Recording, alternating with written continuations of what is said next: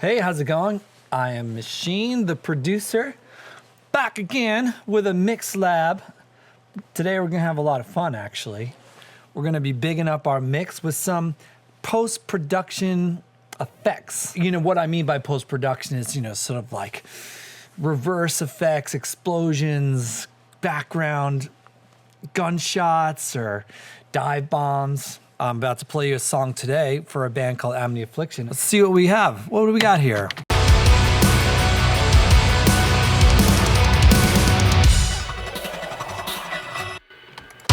Thing that I always love to do is reverse sounds before dramatic moments like that. So let's go to my Layers of Destruction library here, and we have reverse sounds. Reverse China, which is a little trashier sounding. Reverse cymbal. Let's use that. So, let's grab a new track. Now these, I don't really put these in sampler instruments because these are event samples. I sort of just drop them on it, create a new track and just drop them from my library right onto the track.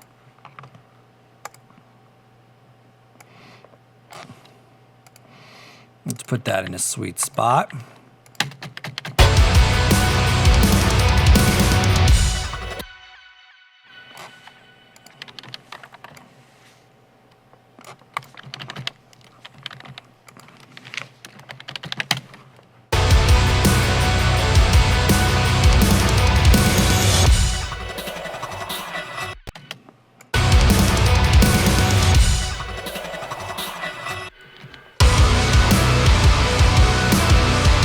And let's do next. I like when it's just a breakdown, and now we want to come back with an explosive impact, right? Why explosion? I don't know. Because it's drama, right? It's like, how do we even go out and think what to choose? It says I kind of asked. I listen to the music and ask what it wants, and like when I think explosions, I think of big rock shows. Like big stadium rock shows with cannons going off. And I like to put these things in my production. So let's grab another track.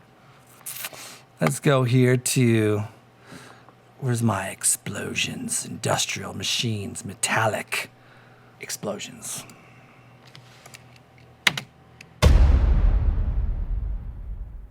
Crash. Sonar. I'm gonna go with my basic explosion for this. Obviously, we're gonna drop that right when the song comes back.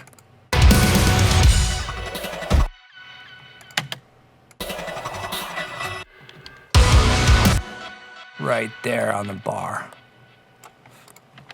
Cool.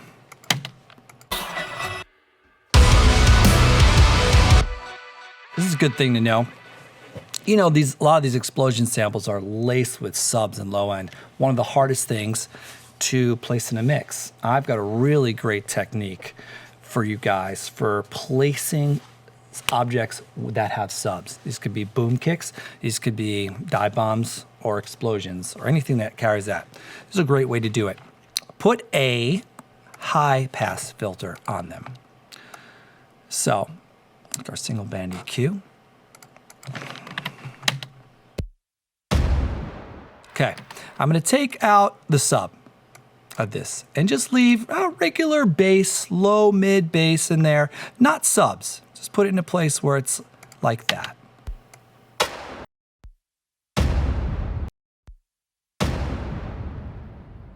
So there's no subs. I'm rolling off 148 hertz and down. Now, what I'm gonna do is I'm gonna take off my big speakers and listen, I have a set of small speakers here. This could work on any set of small speakers. The idea is that you're listening to it in a mid-range, regular way. You know, subs are produced by great headphones, or maybe you're in your car or other places. You're seeing how it competes at a regular listening mid-range environment and placing it there along with the other mid-range elements. Because this is how us humans really identify sound first. We really identify mid-range, like our speech is mid-range, for example. So, and we balance it that way. And then what we'll do is we'll put the big speakers on, or maybe your headphones on, however you monitor low end, and then roll back the low end portion. So let's just balance the level now where we don't have low end.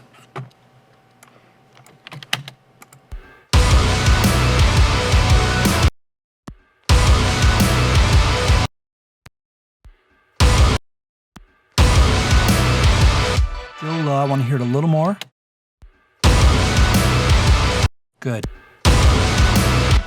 Now let's put on our big speakers or our headphones, however you can best monitor subs.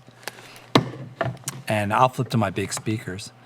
And I'm gonna take this high pass filter and roll this back down.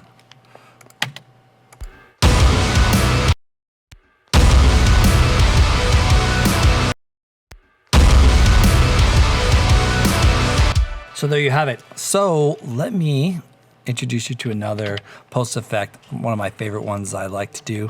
I call these crowd shots, right? And what they are is like an audience sample, but where I edit them hard. There's no ramp into it. It's just like a hard edit on, it turns on right away. I'll give you an example. Put these just low in the mix. Let me do one here that has a full. Okay, put these low in the mix and they really have a cool psychological effect on the production. It's really excites it out. So let's see here.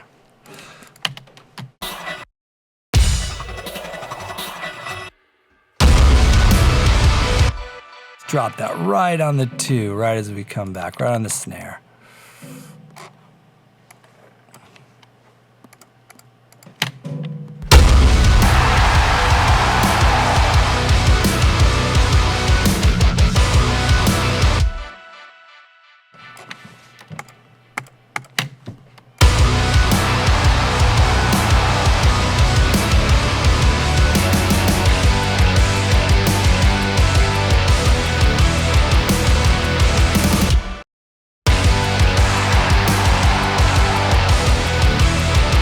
Just like another thing that reminds me of being at a big show and all the excitement and trying to put some of those elements into my production. Along with crowd shots, another thing that really works, stimulate your snares underneath there on these big parts, is clap shots. Let's hear the difference. Create a new track. I'll do this on the chorus. We got, when we have them in different frequencies, a clap shot high, low,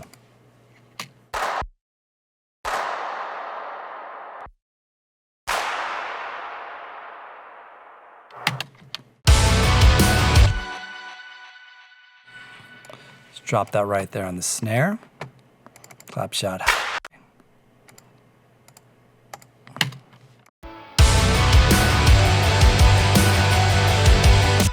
Let's, on every other snare, let's toggle it to a clap shot low.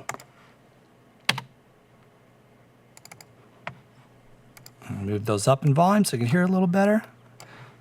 Maybe loop that and see what it sounds like back there.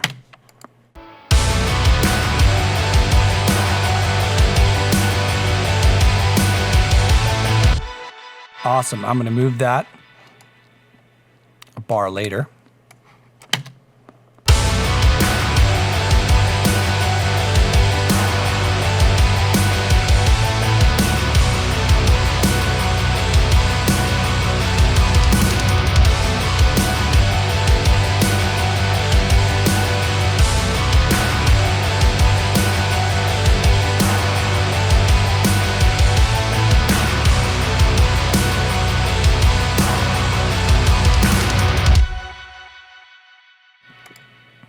Awesome.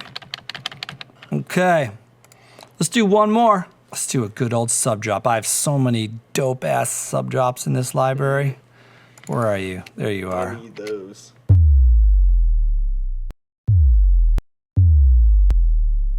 New track. That'd be sweet. Let's drop that right on the front of that chorus.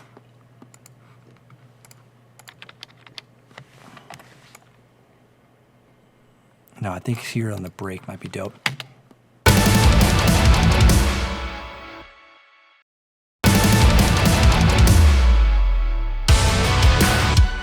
Again, our same technique works with help on how to balance these sub-elements. Here is a high-pass filter. I'm gonna roll that off. I'm gonna listen on my small speakers. I'm gonna position its volume.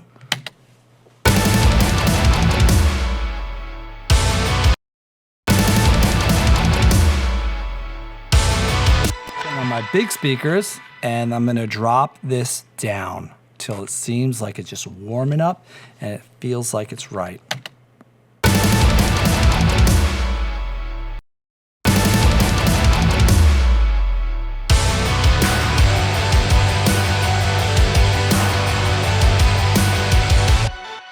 And there you have it.